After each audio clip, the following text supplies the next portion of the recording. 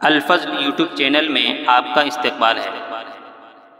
اس channel پر روزانہ قرآن پاک کی ایک آیت تلاوت مع ترجمہ اور مختصر تشریح پیش کی جا رہی ہے۔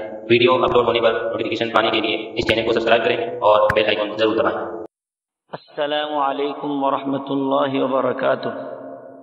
میرے دینی و ایمانی بھائی اور بہنوں، سورہ نساء آیت نمبر 116 پیش خدمت ہے۔ اعوذ باللہ من الشیطان الرجیم۔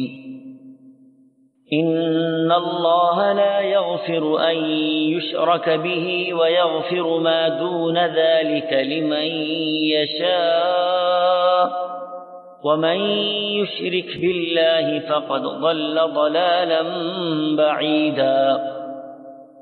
اسے اللہ تعالیٰ ہرگز نہیں بخشے گا کہ اس کے ساتھ شریک مقرر کیا جائے۔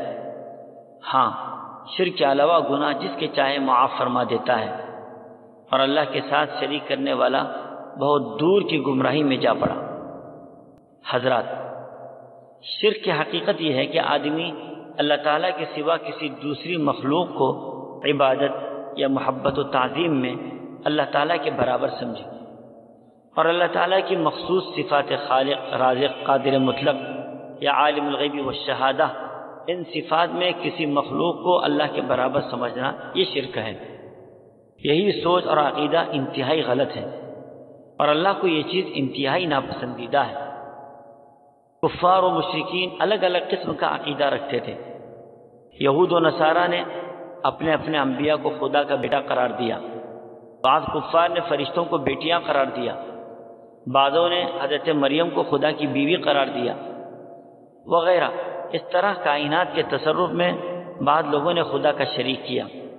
بہرحال یہ سب عقائد باطل ہیں اور خدا کو ناپسند ہیں۔ اللہ فرماتے ہیں، اس طرح کا عقیدہ رکھنا اور خدا کے ساتھ کسی کو شریک کرنا، اللہ تعالیٰ اس عمل کو ہرگز معاف نہیں فرمائیں گے، الا کہ وہ مرنے سے پہلے توبہ کر لے۔ اس کے علاوہ کسی بھی قسم کا گناہ ہو سکتا ہے، اللہ اپنے فضل و کرم سے معاف فرما دے تو یہ بندوں پر بہت بڑا احسان ہوگا۔ آیت کے آخری حصے میں کہا گیا کہ جس نے شرک کیا وہ بہک کر دور جا پڑا۔ اللہ شرک سے ہم سب کی حفاظت فرمائے اور ایمان اور عقیدے پر قائم رہنے کی اللہ ہم سب کو توفیق عطا فرمائے۔ آمین۔ وآخر دعوانا ان الحمد للہ رب العالمین۔